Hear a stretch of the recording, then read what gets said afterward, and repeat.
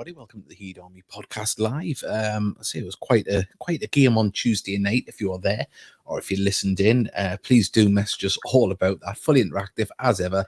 We've got a message in already, and I'm just going to put it up for the purpose of there we go. James Gowland. He's put read. So if you'd like to be like James Gowland, get interactive, send them messages, and we'll be able to talk to you about everything. We've also got a guest coming on from Dorking, a Dorking fan, James Lampard. We don't know if he's any relation to the famous Lampard football family. We'll ask him. We're also going to be joined by Mark Carruthers as well. So obviously talking about the Notts County game and previewing the Dorking Wanderers game. And say, Mickey, it was a hell of an evening on Tuesday night. It was a million miles an hour, very entertaining. Nervous at the end, but we would have took a point beforehand, I think, in all honesty. Well, I would have. Definitely. I would certainly definitely took a point. It was great. It was a really good game. I know me and you spoke off air, but I thought they would have scored long before they did, where they had us penned back. Yeah. But what a shift that team put in. What a shift. Well, that was the thing. Man, Jack. I know a lot of people said, "Oh, well, we're pinned back." We'll put the highlights up in the background while we're talking about the game. Obviously, keep sending your messages. Yeah, I mean, we were pinned back for large periods towards the end, but what a defensive display! And they only scored through an own goal. Let's remember that. Yes, they had pressure, but they weren't making Montgomery work, as in pulling off loads of saves. They weren't hitting the target. Yes, they had a lot of corners, but they weren't. But I mean, the own goal. I think there was 3 Notts County players behind Louis if he didn't touch it. Anyway. Yeah, but I mean, I've seen a lot of stats have went up from their end on fan websites and things like that about how they dominated the game. Yes, those stats did heavily go up with the corners that they had and things like that, but they weren't peppering the goal with shots. There were a lot of crosses, granted, but they weren't converting those. And Gateshead took their chance, but I thought our possessional play and pressure in the first half was fantastic. I mean, you're going to look here. Look at this, forcing them into mistakes. Fantastic. Just a shame that and another day that would have flew over the goalkeeper. That would have went the other side of the post. But yeah, just I mean, Howie, the way the lads went at them, they weren't expecting that. Notts County, I know for a fact they weren't. You could see they were at 6s and 7s for the first 25 minutes. They didn't like the pressure, and also as well, I mean, Macaulay Langstaff, I love him, but I was over the moon to see they had him isolated up there by himself. I mean, he had to go out the wing there to get the ball. He's not anywhere in the centre to receive the ball, So their threat wasn't the greatest. There we go. Bodies in front of the line. Great stuff. Good defending, putting the body in front of the ball. But yeah, no, it was one of them things where you felt very much in the game. And, second half come out. You couldn't have asked for a better start, could you, Mickey? Oh, I mean, after witnessing the first half, I mean, I've read most of what, and I've spoke a lot to Notts County fans, and I do not believe the Notts County were as bad as they're making out to be.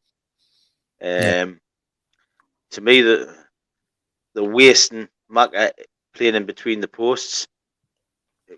We seen what gets the best of Macaulay. Let him roam on the wings, get the ball in.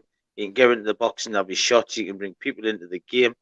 As soon as they need to get Ked back and get Ked as centre forward, and if they've got Rodriguez and Macaulay, they'll score goals either side. But the second half for us, I just looked up when I seen the ball get knocked back, and I just seen Tom Allen racing on. I'm thinking, please. Yeah. Well, what a finish that was. On the commentary, on the highlights, I mean, Paul Blackett as well. I mean, let's not forget the shift Paul Blackett put in on Tuesday night. On the highlights, you'll notice I go quiet on the commentary because Mark was asking us a question he had written down on his phone and shown us on the screen. And I was trying to read that. And as you say, the ball was hit over the top. Cameron didn't deal with it well. And lovely finish from Tom Allen. It looked like there was only going to be one result when he got through on goal. Yeah. But yeah, it was fantastic. But also, can we just talk about Kyle Cameron as well? Hey, I've seen some play acting in me time. You know what it is for such a big bloke. He's a 6'4", 6'5" muckle centre half. Mm-hmm.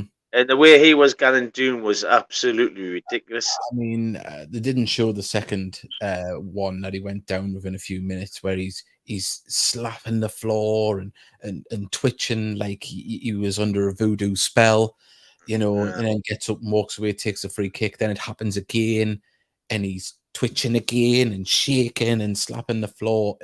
I thought the referee was generally going to book him for it, because he just got up and took the free kick. That one there. Yeah. Did he Oh, there he actually is. touch it? I don't know, but there he is. That Look, the you can one? see him writhing. There he is. He's writhing. He's twitching. Oh, there he's slapping the ground. Oh. I don't, doubt there might be in contact. Yes, you end up with a yellow card. Only Campbell will know if he caught him or not. But there you go. Look, he's all right. And he's all right walking about, compared to the twitching and writhing we just seen on the floor. And then he did it again. Obviously, it's something that didn't make the highlights, but he did it again moments later. And I just thought the play acting was just let himself down for the captain, but he got his just rewards here. There we go. Yeah. Beautiful finish. Lovely way for Tom Allen to open in his account. I just think they thought how that the D's turn up, we would lie there, put legs in the air, and get our belly tickled. Mm-hmm. I know they've invested heavily in the team. You've got to win the battle. Yeah. Before you win the game, you know what I mean? It's stroke that lifted into the back of the net. That was beautiful there. There he is. He's got his Shearer celebration. Now I believe there's another one. There we go. Arms out. He's getting all the photography he wants. And here comes the skip. Look at that. Like I say, I don't think they were as bad as Notts County fans made out to be. But yeah, I just thought it was a very competitive, fast game, and it was a good game. Apart from the bloody floodlights, where you couldn't tell who was who halfway through. Something needs to get done with them floodlights and quick. Yeah. Charles Waugh, we've got another one here. Notice how fast and physical the game was compared to last season. It was a million miles an hour. I'm surprised it lasted at that pace for the full game. Could have been another goal there. We've got Mr. Luke. Hello, gents. Very glad how the lads played against one of the heavyweights in the National League. Of course, let's not forget they're one of the teams fancied to be up there. Shows us that we can play against these big teams in the National League, and without a doubt we can. Give a great account of ourselves. Thomas Lovejoy, Mickey put it so well. Langstaff needs speed and strength. Perfect left winger. He should be back at Gateshead, and he feels like he's being wasted. Well, I don't know if we can match the wages at the minute. David Tron, evening lads. Thank you very much. Tom Allen, we've got celebrations after the goal. Loved it. Yeah. We've got he was a softie. Jack, Jack, our friend from Brackley's, but good evening. Poor start of the season for Brackley. Long way to go. Well, it is very early doors. Don't worry. I'm sure you'll be back up the top near where he's been for the last few years. Sarah Moll, he got straight up and took the free kick like nothing was a matter. Cameron again. Yeah, he knew exactly what he was doing. His reaction to the home fans at the tunnel at half time. Yes, he was. Trying to win some fans. He's very lucky. He's a very lucky boy. But I suppose when he mucked up in the first half, that quickly disappeared out of his game. Funnily enough, he realised he had to concentrate on what was important. Yeah, and the lads stood firm. All these attacks, and the name the right winger was fantastic for. Pye done a fantastic job because that kid was like lightning. He was. I mean, I'm going to give a special mention. I mean, we spoke, didn't we, before we come on air about a few players. I mean, Ethan Pye, no wonder he got to come off with cramp. He put a shift in to cover all those runs by that tricky right winger. And also as well, I mean, Louis, fantastic. Unfortunate with the own goal. Tinkler, man of the match, well deserved, can't argue with it. My man of the match would have been Kenton Richardson. I just thought he was phenomenal. And he played in two positions. Just unreal. There you can see, didn't get it on target though. But no, fantastic. Yeah, definitely. And just the whole team, just to put it as a collective unit. There was no prima donnas, unlike a player that we'll see here in a minute. Chickson, fantastic player, utilised quite well in the second half. But then this man, Rodriguez, stopped passing to him the last 10 minutes when he was in acres of space on the left. Pulled me mic out. So, yeah, I was quite happy Some to see. player that Rodriguez, mate. Sorry? He's some player that Rodriguez. He is, but he's very greedy. And I think he was probably stopping them from creating more chances with his greed in the last 10 minutes. I noticed he kept cutting into the centre instead of trying to get the ball to Chickson out on the left. But yeah, no, great. To say result, unbeaten, 3 games in. If you had said that, yeah, it was unfortunate there. Monty didn't have much trouble. It was whipped in, wasn't it? And yeah, just you can see the Notts County fans celebrating that one, bit of relief on their end. But yeah, I'm not sport of some of them in the school now. They were a good bunch, to be fair. Yeah, you see, I just thought it went right over the top with the criticism. And I noticed I was on today, and I noticed Wrexham's fans are pretty much the same as well. And they lost at Chesterfield, so. See, the good thing is we know our place in the footballing world. We'll take what we can get. See here, he should have passed it out to the left wing. He's in acres of space. Even Bajami's telling him to pass it out to the left. Now Bajami gets the ball, gets it out to the left, but he just wouldn't do it. Anyway, who cares? It's that's the end of that game. But footage from Gates FC TV. Do like and subscribe to them, and like and subscribe to us. We've had a real surge in likes and subscriptions, so thank you very much. Hopefully we can reach more people. The views are going up. That's obviously because we're broadcasting more as well. But yeah, keep it up, everybody. Hopefully we can get more and more people interacting, and we're seeing more and more new people come along. Well. Sorry, good crowd for a midweek as well. Yes, especially in the home end. It's over 1,200. Yeah. 1,800 altogether. So fantastic away sport. Got to say that. Notts County, great away support. Fantastic. That was really good. So it added to the occasion as well. Seeing that stand full on the far side, Sandpants, but even lads, a hard-earned point against a well-established Notts County side. I thought we dealt with Langstaff well. Good to see Tom Allen get a goal. It was. Also good to see them get a good reception. I didn't think they would get anything, but. We've got Craig Hilton, evening lads. You okay? We're doing fine. We've got Colin Scott, Monty in the defence were excellent. Certainly were. They put a hell of a shift in. But the only criticism I'd have of the night, Colin Scott wearing a Notts County shirt. You think his son played up front for them? We had Meg, Michael, and Alison next to us, and Colin was over the far side. So. We had to have one of the family over there supporting them. Thomas Lovejoy, please.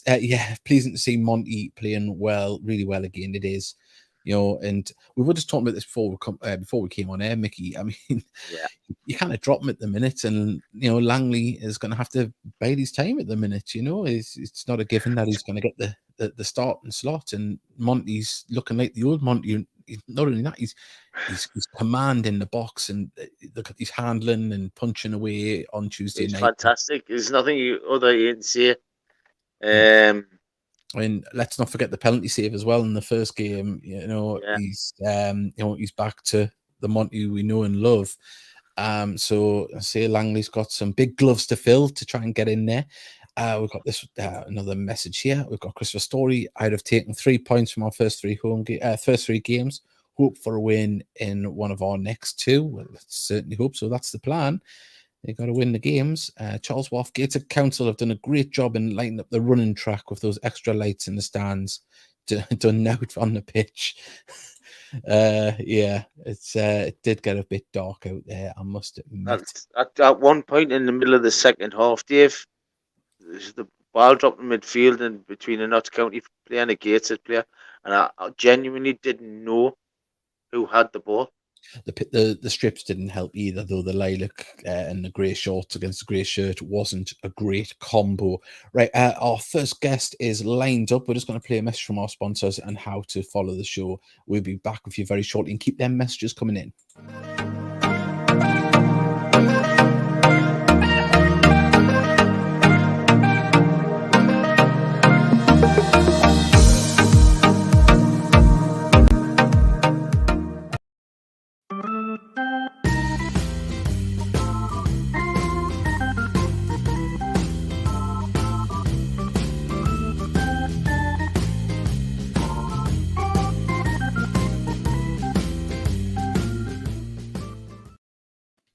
Well, as you can see, we've got our first guest here with us now. We've got James Lampard. Can you hear us, James?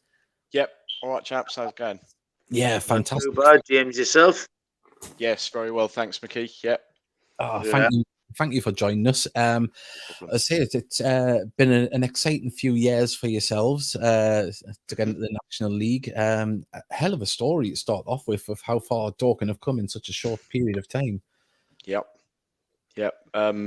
Yeah, I mean, so I'm from Dorking, and I know Mark. So I played for the club for a couple of years as well, back in the mid 2000s.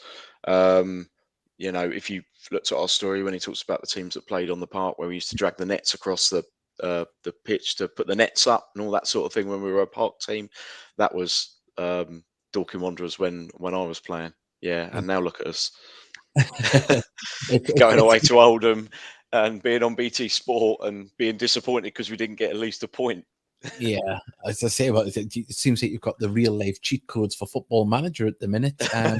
The wonderful story, isn't it, for the amount of levels that you've climbed in such a short period of time? In retrospect, it's been amazing.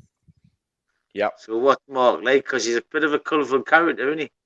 Yeah, he is. But I think people underestimate him as well. He knows how to get the best out of all of those players that are at that club as well. He's really good at motivating them and really good at noticing the little subtleties in individuals and how to set the teams up. And he's got good coaching staff around him as well. Not shy of binning people off if he doesn't think they're up to the job. Although saying that, we haven't had a massive turnover of players. We never do, you know, and I think that's one of the key things. That's why we've done so well. That's why we started off quite well, I think, because the core of that squad have been together for quite a few years now. So I think quite a lot of Oldham fans were saying after Saturday, you could really see that was a squad that had been playing together for a few years, whereas theirs is pretty new because they've lost so many players when they got relegated. And you guys are probably the same in that respect as well, I'd imagine. Yeah, it's the last. There's a core of players that have been there for the last 3.5 years. So it really helps when you've got those players there playing at a certain level to bring in new players. They've got to get up to that level as well. So it all helps if everyone's pulling in the right direction, doesn't it? But I say obviously your first season in the National League, we've obviously just got back. But what was your expectations coming into it? Is it everything you'd hoped for, or? Yeah. It's been fun. It's been good fun so far. First game against Chesterfield. You know, one of the things I noticed on that first game against Chesterfield was how many backroom staff they had. You know, because they're just everywhere. It's like I hung about at the club for a little bit after the game, and everywhere I turned, there was somebody there wearing a Chesterfield polo shirt. Like Paul Cook was stood there, his backroom staff were there. There was like media team there. It was just people everywhere that are part of their, you know, match day squad and those sort of people that they take with them all over the place. So one of the things that I noticed immediately was the size of everybody that was involved in the team. But obviously we got a point that day, and then went to Oldham.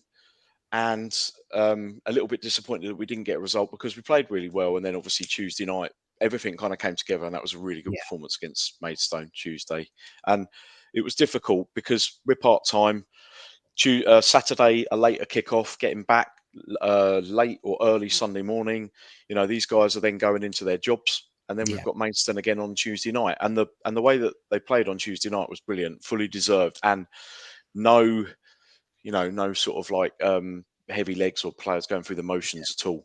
Really energetic and do you think that may performance play against you this year? Because obviously there's a lot of teams there, and the majority of the teams, 80% are full time this year, and there's a lot of traveling, long trip up the gate. Them type of games are going to be the real test. Yeah, and I think it's the sort of thing they just have to get used to. But I think it's kind of a case of getting enough points on the board to be safe in the division, and then reassessing again where we go from after that. You know, staying in the league, consolidating in the league, upsetting some of those bigger clubs, and then go from there. You know, if you're going to the same sort of places next year, maybe there's a sort of a thought process. Perhaps we need to go up the day before, or perhaps we need to, you know, do something, you know, to sort of minimise the amount of long travelling on match days. You know, at the Oldham game, the team coach got there when they were having that procession with the brass band and everything. So the coach got slightly stuck and it had to deviate round. And yeah, so that's not ideal prep. But you just went over them. Yeah, hopefully we won't get involved in any of that again. It's the joys of non-league, isn't it? Yeah, exactly. Yeah. And obviously, so what type of football do Dorking play? Is it strong? Is it attacking? Is it flair? Or have you got a good mixture? I'd say all of those. Yeah. Did you guys see us on the TV last week at all? I've seen the highlights. Yeah, I've seen the highlights. That's all I see. Yeah, so the way we played against Oldham last week is in a nutshell the way we play. We like to get the ball down and play football. You know, I did one of these last week with the guys from Oldham, and I told them that. And thankfully, we played in that exact way. We didn't, we didn't go up there and then go long and then leave me there like, oh, what's happened there? We've never played like that before, and all of a sudden we've gone direct. But we didn't. We kept the ball on the ground. We kind of build up from the keeper with the three at the back that we play, and we like to get wide and sort of utilise sort of an extra man in midfield. And that was ourselves. So it sounds like it should be a fantastic game on Saturday. Yeah, let's hope so. Because I was watching your interview with your manager this evening that was put out, and sounds like you play the same sort of way, and he was looking forward to the sort of tactical battle coming up against another team that play football in that sort of way. Yeah.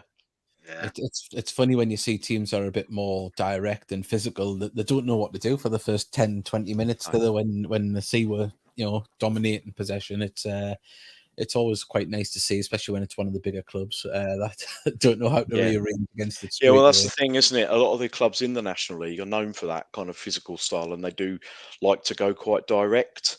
And so it's when you come up against the teams that have come up like yourselves and like us who like to play football, it can shock them sometimes to see a sort of so-called smaller club playing in that way, because we've got no giants in our side either. We have set pieces, and it's like if we need to work out a different sort of set piece routine, because there's absolutely no point swinging it in the box or anything, because we haven't got really anybody in there. You normally send up big guys from the back or something, but we don't. Everybody's a sort of a ball. Everyone's a bit of a sort of a ball player, so we don't really have anybody that goes up. So that's just because we used to have Jason Pryor, who left at the end of last season to stay in the National League South, and that was our kind of sort of outlet in terms of winning headers defensively, and he was a centre forward, obviously. But without that, we've slightly had to adapt our sort of the way we put balls in the box and stuff, because of our strikers now are not over 6 foot, either of them really. Well, we're going to cancel each other out on Saturday by the sound of it, because we both play exactly the same. Yeah. Just call it a draw now, may as well. save you on the travelling. Yeah, we'll take a point each, home and away, and then we'll just leave the travelling out and save the budget. And we'll just upset the big teams. Yeah. That sounds like a fair offer. You mentioned before that you had the game on TV, you lucky swines. I think you might get more of them than what we will, because they don't like to travel up north. We know that for a fact. But that must have been nice, especially when you get into the league and then you're on TV. Yeah. I mean, the bloody 5:20 kickoff played havoc with like leaving, because I drove up there. So it's like, what time should we leave? Got up there quite early, but there was loads, as I said, going on around the ground. So thankfully the time passed quite quickly. But it was good. And I think just giving us that exposure, because we've never had a decent cup run, which is, I know, something that Mark really wants. So we've never had a TV sort of game where we've been drawn against a big side to play on the telly in the FA Cup or anything. So being one of the first ones on BT Sport like that was obviously, the perfect thing for BT, with a club that had come down and us going up, and then it coincided with their takeover and everything. So it couldn't have gone any better, really. And I think, and also there was the viral bit with the Oldham chairman as well. Did you see that interview? I was going to ask that. Time when he was laughing about Man United. I mean, it was at half time. He went out and did a speech that lasted for the whole half time. And there was a band playing, and he was on the microphone and thinking, you're going to have to hurry up, because the second half's going to start in a minute. So you're going to have to wrap it up. I think, to be honest with him, on that day, he probably could have got away with anything. Yeah, because it was like it was his day, and they were sort of like everything was geared towards Oldham. So I think he could have been there all afternoon, and they would have just happily left him to it. Yeah, he was quite a funny character, wasn't he? Yeah. Yeah, I'd say definitely the joys of non-league. Yeah. I thought Yeah. that would have been the spur for yours lot to turn them over that day. I thought, Oh, I know. he's just cancelled his team talk for him. Yeah, I know. I thought that was a little bit fun. That was quite funny, really, because for a club like Oldham, they're not going to know where Dorking's not a hotbed of football, so they're not going to know where we are. So yeah, it was just quite funny. But yeah, it was kind of they were. I think their fans kind of got them over the line in the end a little bit, especially the way that if the game had probably gone on for another 5 minutes or so, we may well have nicked a point there. Yeah. The way we were playing and the way we were pressing at the end, because they couldn't keep the ball, and it was just wave after wave of attack that we had. It's just fantastic. But obviously, you mentioned before it's about obviously sustaining yourselves at this level and staying here. I've seen reports and like snippets of pushing for the Football League. Do you think that's possible in the next few years, or do you think it's a case of just staying here and then building a few years down the line? Well, I think the ambition is there, but the on pitch stuff has happened quicker than anything can happen off the pitch. So our ground and everything would need all those kind of developments and everything as well. So what's been happening on the pitch has overtaken any of that, because our away end needs redoing because it's just all flat standing.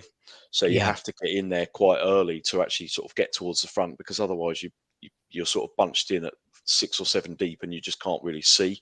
So that all needs to be redone, and all the plans for that are sort of going through. But it's just these things take time, because we've only had the redevelopment of Meadowbank for a few years. So it's always going to develop. We've already had new stands go in behind one goal for the home end and stuff, and just these things take time. So the ambition is there. It's just getting everything else off pitch done. And there's various other things going on in terms of building the committee, having more full-time people employed by the club to sort of run things on a match day and stuff like that. But it just takes time, as you know. These things, you need to. There's no point doing those. And there's no point doing all those things to have a really, really poor season where you end up back in the National League South, and then you don't potentially need it because your attendances aren't going to be quite as big. So the sustaining at the level needs to sort of happen whilst everything else is going on off pitch. But the ambition definitely is there. Yeah, definitely. And it's also the same with us, isn't it? Really, because 3 years ago we got rid of an owner who would have killed her basically, and we've had to start from scratch in the club itself as well. Yeah, I mean we've got the Gateshead Stadium. We're lucky that what the council says, if you get things sorted, you can have the Gateshead Stadium back, because we got kicked out because of the old owner. Right. But we've had to start from complete scratch again and build up everything in the back, because and build reputations and friendships again in the local community, which has been the big thing that you have to do. Also, so before we let you go, I know it's just 3G pitch, isn't it, or is it 4G? Yeah. So does the club get to make money off that through the week? Do they have like 5 or 6? I mean, it's always in use. It's always in use. The ground is owned by Surrey Football Association, so Surrey FA have got their headquarters there, so it's always in use. You go down there any day, and there'll be all through the summer. There'll be like kids coaching going on, sort of soccer schools and stuff like that at the moment. And even those like company 5-a-side tournaments, they go on down there, and I think there's walking football that gets played down there. Because there's my nephew has played down there in sort of kids 6-a-sides, where there's games going on all the way across the pitch, across the width of the pitch going on. So it's always in use. But it's an interesting surface because it's relatively new. It doesn't always play brilliantly. I know that I saw your gaffers on that interview saying about watering it and stuff, and I don't think we've actually got the facilities for that, because it can sometimes play a bit slow because it's got so much of that black rubber pellet stuff on it. And sometimes you can see, obviously if you see photos, that black stuff is flying up whenever there's sort of contact or There's somebody's had a shot. We have and it all the flies training everywhere. pictures behind the stadium. It comes all off the side of the pitch as well. You stand by the side of the game and you go home and you take in all that black stuff out your shoes and out your socks and everything because it just gets everywhere. When you souvenirs, when you see the photos of that black stuff come up, you think the Roadrunners just ran past. Yeah, it's With like the it flies photographs. up as well, and you see the photographs, and it might be a shot or a tackle, and there's the players, the ball, and then there's the black stuff flying everywhere as well, all that rubber crumb. So it's not always as quick, I think, as people would like it. And balls sometimes go through and they sort of grips on it a bit because of obviously the sort of the plasticky sort of coating to the balls sort of grips and almost backspins sometimes. And I don't know if we forecast any more rain because sometimes, obviously, it can sort of speed up once it's a bit slippy. But hopefully it'll be fine. We've kind of got used to it, but it doesn't seem to ever be a problem opposing teams. I saw Chesterfield that first game, their top scorer, the striker that had top scored for them last season, had a bit of a knock, and the manager didn't want to risk him. Lots of players don't want to risk, or managers don't want to risk their players on that surface. So. Because it's quite unforgiving, not like grass. Our manager on that play on it. It's Mike Williamson's player manager, and I know fine well. Every time we play on a 4G service, he just goes, nah. Right, yeah. And there will be certain players that just, if there's slight injuries or any kind of sort of knocks and stuff like that, they're not going to really be able to sustain that because anything can, we've had players before coming back from injuries within 5-10 minutes, something's happened, they've had to come off because it's not it's too difficult on that surface. It's not forgiving at all. Yeah. And it's been amazing to have you on. Thank you very much. Hopefully we can have you on the reverse fixture as well. No props. The burning question is: are you related to the famous Lampard football family? No, I was watching you guys earlier. No, I'm not.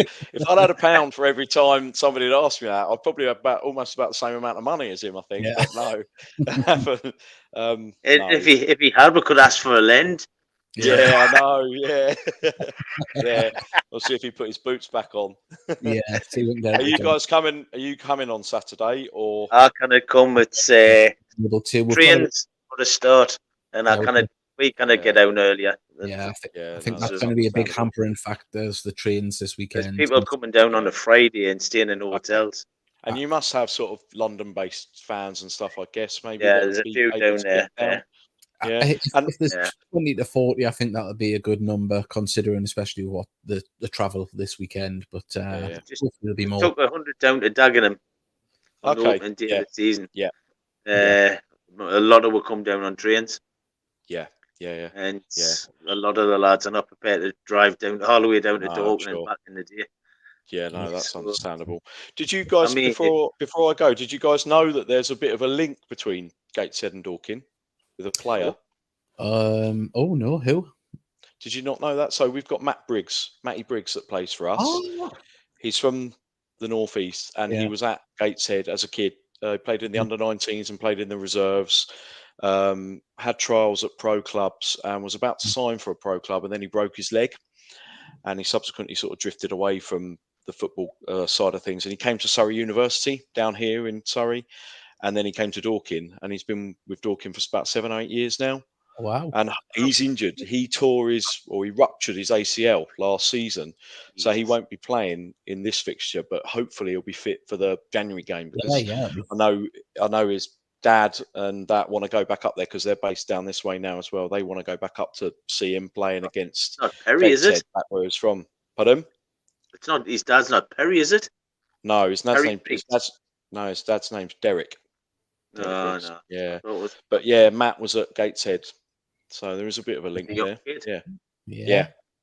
To say we didn't know that, so that's worth having you on just that fact. It's all about learning. There you go. Learn something of Lampard, senior. Yeah. As we say every guest, good luck for the season, just not on Saturday. Yeah, that's what everybody keeps saying to us. Good luck. I hope you do well, but not on Saturday.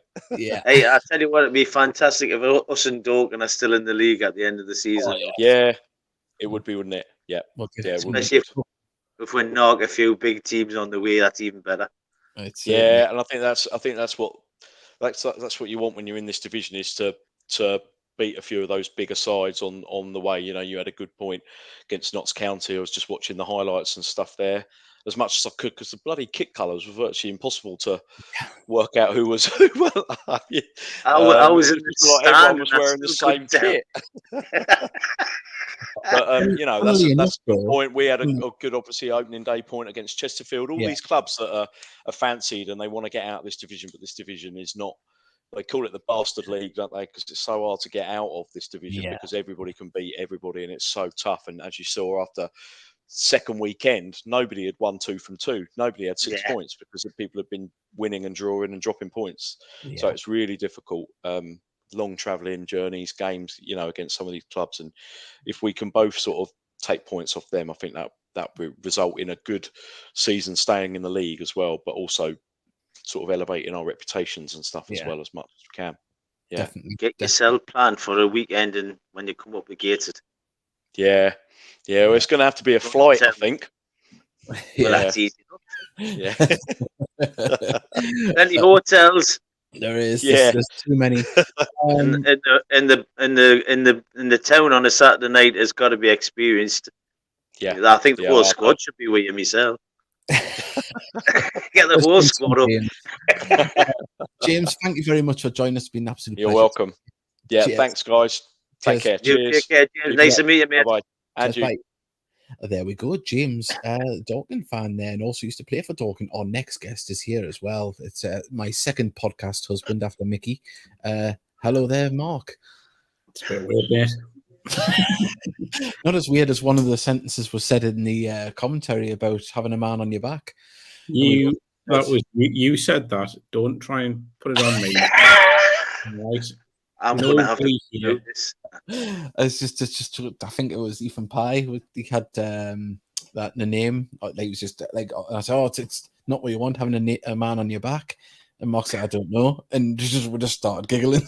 That was that. But Mark, I was saying, we were talking earlier about the match on Tuesday. And the more I think about it, the more I'm happier with the performance. And yes, it would have been nice to get 3 points, but we would have took the draw beforehand. And I just felt that the way we went forward, the way we defended, it was a top-notch performance from top to back. I think the aftermath of the game, there's been a lot of talk about how poor Notts County were at times. And I think that does a massive injustice to how well Gateshead played, how well Gateshead pressed them, and the energy that Gateshead showed throughout the 90 minutes. Now, there's a lot of talk about, and I saw their manager's interview saying that they had a lot of chances first half. Now, it depends how you're defining chances, I guess. Yeah, shots on target is how I define chances. Well, first half, I remember, obviously, Monty's made a great save from Macaulay Langstaff with a header. Yeah. And I wouldn't deny that they had a lot of possession, but I thought what Gateshead did well is that they didn't allow Notts to get in behind them. They didn't allow them to break in behind, because I think we all know if Mac got in behind, then there was trouble. In second half, I think the last maybe 10, 15 minutes, the energy levels, understandably from Gateshead, given the work rate that was put in. Yeah. Maybe the concentration levels to a certain degree just dipped. And I think the thing is, this was last season in the National League North. I'll not name a club, but if they were playing a club in the National League North, you'd probably get away with it. But you're now playing against players that are potential Football League players. Every club will have them. Whether it's Notts County, whether it's Dorking, whether it's whoever. These are potential Football League players, and you just get punished. The manner of the goal, the equaliser, was disappointing. And I felt for Louis Story because I just thought he was excellent throughout the game. Yeah. Again, and I keep saying this about Louis, he's discovering a new level. Mm-hmm. I mean, if you watch it on the replay, he doesn't get full contact with it. It seems to skim off the outside of his boot and take an awkward bounce. It's just horrific to watch back for him. It literally could have went anywhere. Yeah. Could have went anywhere.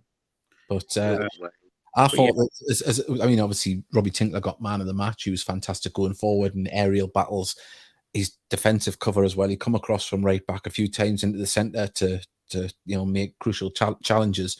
But right across that defence, I know Louis Story scored the own goal, but I mean Kenton, Richardson, and Story and even Pye as well. I mean, he had to go off of cramp. It looked like late on, but the performance they put in, and I still say this as well. It's not a dig at Notts County, but they only scored through an own goal. Let's be honest, they didn't really pressure Monty into save after save after save. It was, yes, had a lot of corners, but that was deflected out, and clearances from Gateshead. But they didn't really put the defence under massive strain. A lot of crosses coming in, they had to work hard, but it wasn't strained. I thought, just firstly on Monty, I thought his handling on Tuesday night was absolutely perfect.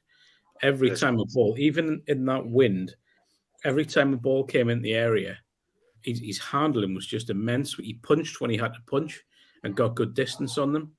And yeah, I just thought it's a real boost having him back to full fitness. And also competing with another very good goalkeeper in Dan.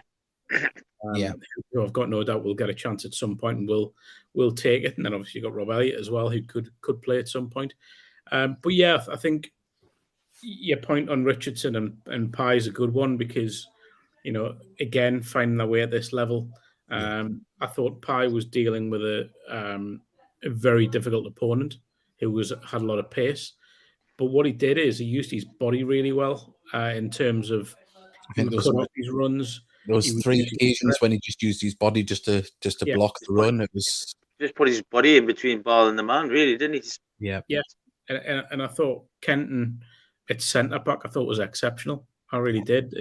I thought it was a shame that he ended up having to go at left back, because I think had things stayed the way they were, you could be looking at 3 points. But it can't be helped. But I just think the boost for those 2 young lads coming into the side against, let's be honest, a team that will probably finish top 3, and to perform the way they did is just a massive boost, not just for the lads, but for Mike Williamson, for Ian Watson, for Louis Story as well.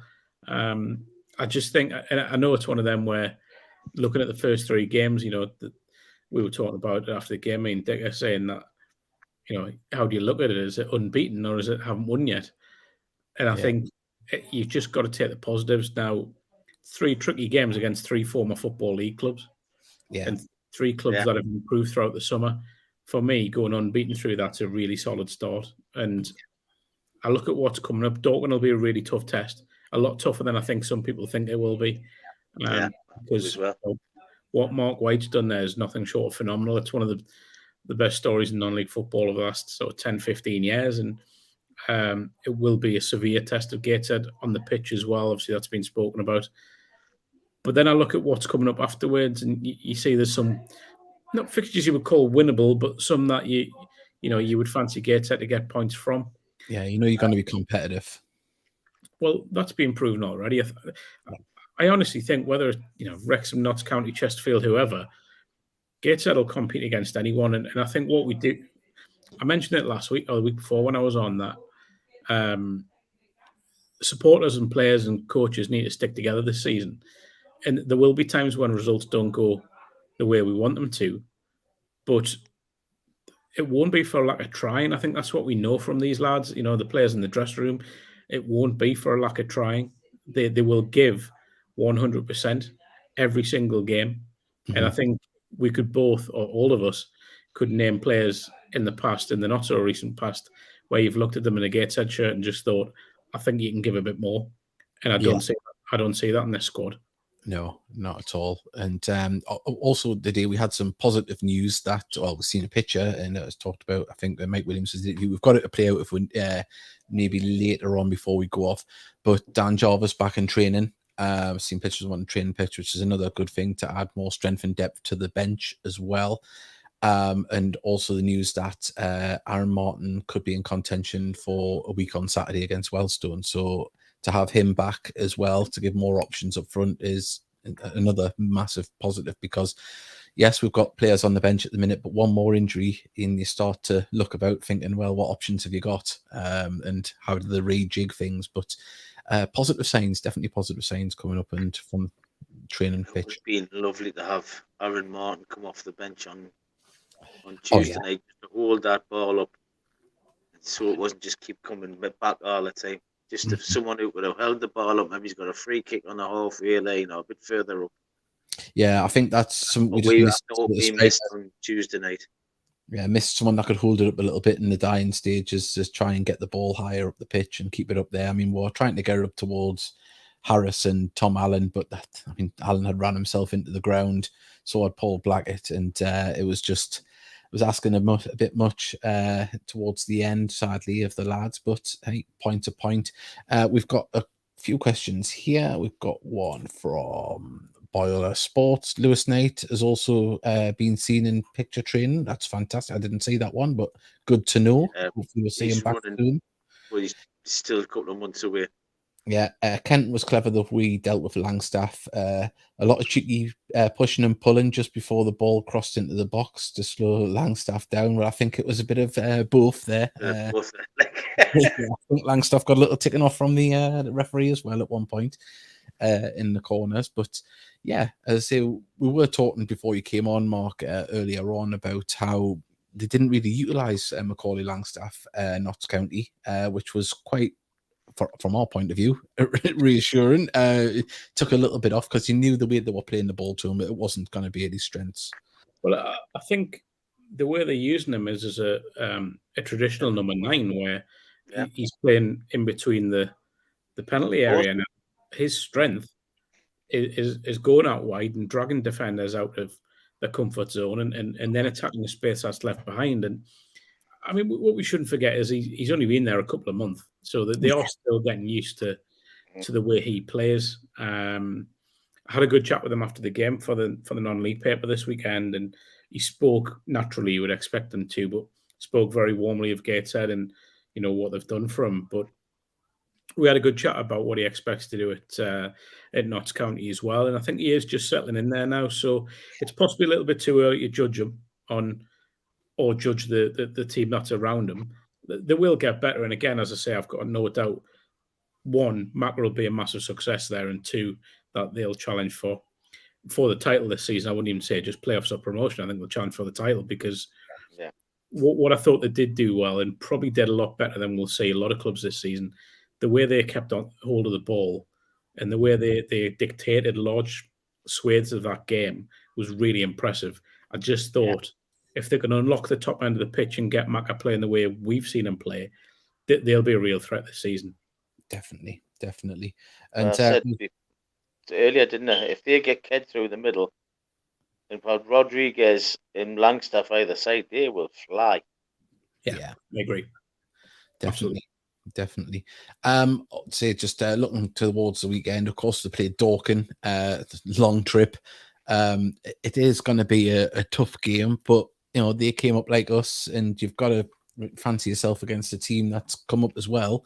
That both come from the similar level. You'd hope that we could be going to that game with confidence. Yeah, I mean, I think Gateshead will go into any game with confidence. I don't think that's ever open to question. But what I would say is that I think going down there, they've had a really good start. They play on the front foot. They try and keep the ball on the floor. Very kind of similar to Gateshead in that sense. They've got good goal scorers. They've added to their squad with some really clever additions during the summer. A lot of them are forward players or certainly, attacking midfielders or strikers. So there will be a threat, a big threat.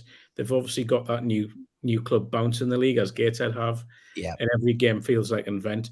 Now, you are right that Gateshead will be looking at this and will fancy themselves to win. But you can guarantee it'll be the same the other way around. And they'll be looking at thinking, newly promoted club coming to our place.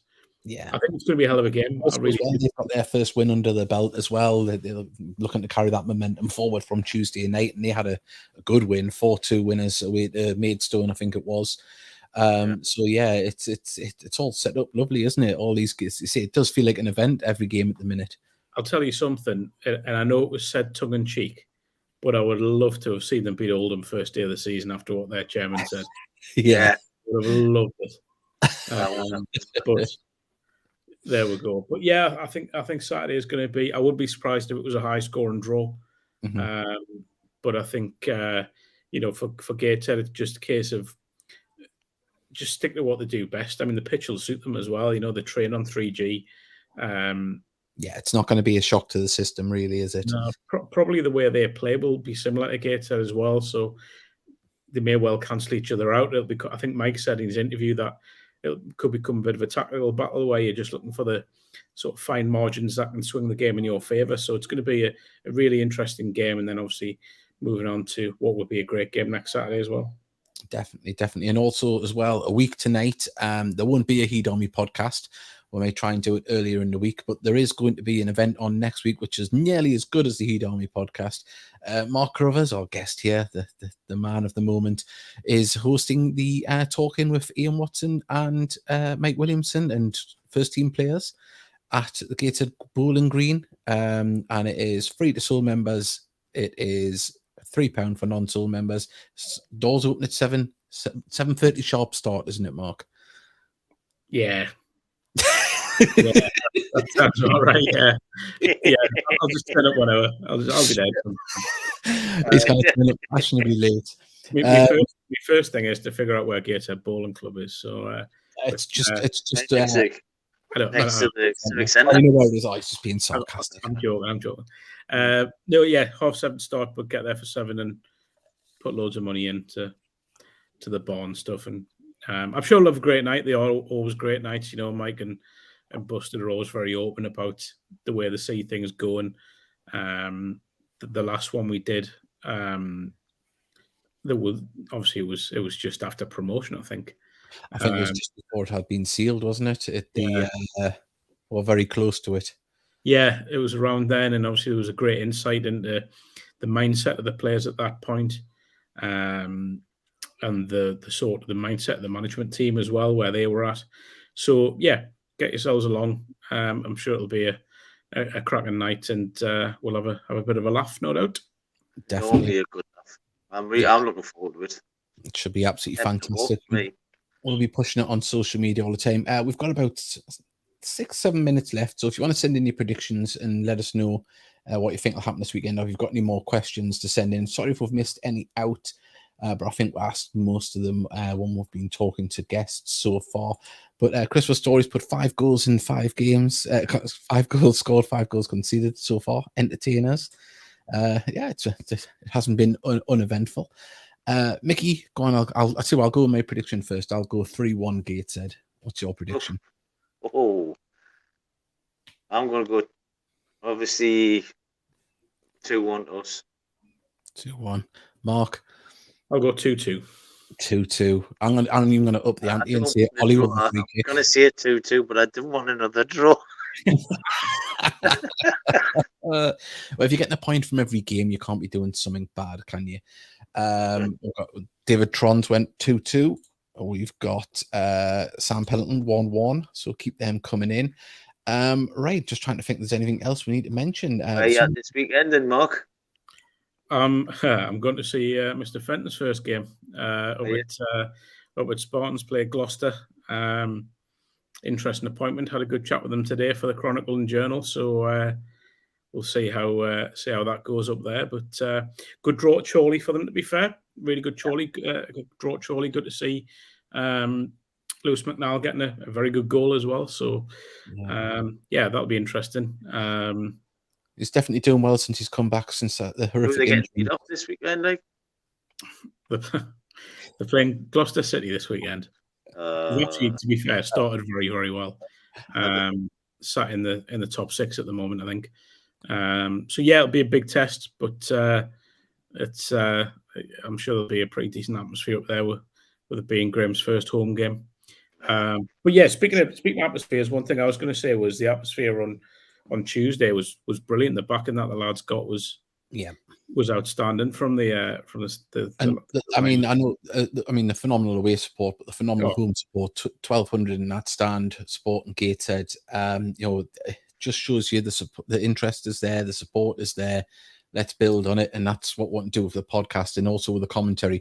We appreciate everyone that listens, but if you can get down, because that's where it's best. The way they're playing at the minute, the opposition the lads deserve to have you there watching them in the flesh. But yeah, it's but talking about commentary, I had a question from Mr. Luke. I was going to read it out. He had sent it earlier on, but he sent it again. We'll be doing commentary for Wellstone and Maidstone. I'll definitely doing it for Wellstone. I'm not sure about Maidstone. I think your wife might have something planned, so I don't know. I've tried telling her, but that's not with you though. I know. I telling her that it's more important, but she wears the pants. Me and Mark's got to keep quiet, apparently. Yeah. Well, is this the way you're telling us that your missus is replacing us as a co-commentator? Is that what you're saying, is it? Is that what she's got planned? You need someone to talk sense on, Mark. He's going to nick us a little Bring a lane in. more sit next to us. That's what she's going to do.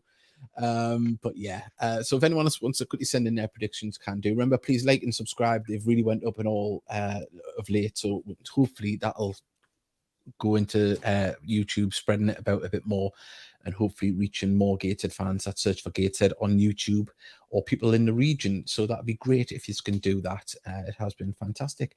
Well, I think we'll wrap it up there. It's been a fantastic show. Mark, thanks for joining us again. Always a pleasure. Mickey, likewise, and everyone that's messaged, keep doing it, because it really is doing something to the show. The numbers are up. We're getting more people subscribing, and that can only be good for the club, because we want more people talking about them. We've got another question here, and we haven't actually found this out yet. I did say Simon, the Gateshead ladies manager, is for when did the ladies season start, Mickey? Is it early September, and have they signed any new players? Do you know? September the 12th. I've heard the signings, but I don't know if I can say anything. I don't know the names. Well, we'll just what I've heard. I think we'll reach out. I know Simon's busy at the minute, so yeah. I think we may try and reach out for it and maybe do another Monday night show next week, and we'll see. But watch social media, because obviously we can't do it on the Thursday, but we'll endeavour to do one either Monday or Tuesday. And I believe Sep 4th is the first actual game. So it's Thomas Lovejoy. Is it? We'll find out. I wasn't sure if it was the 4th or the 12th. Yeah. Well, we'll definitely find out next week. Just leaves me to say a big thank you to everyone. Keep liking and sharing as ever. And say if you're just catching us now, watch it back earlier on, or watch it live next time we're on, and interact like everyone else has done. So we'll see you next time, and goodbye.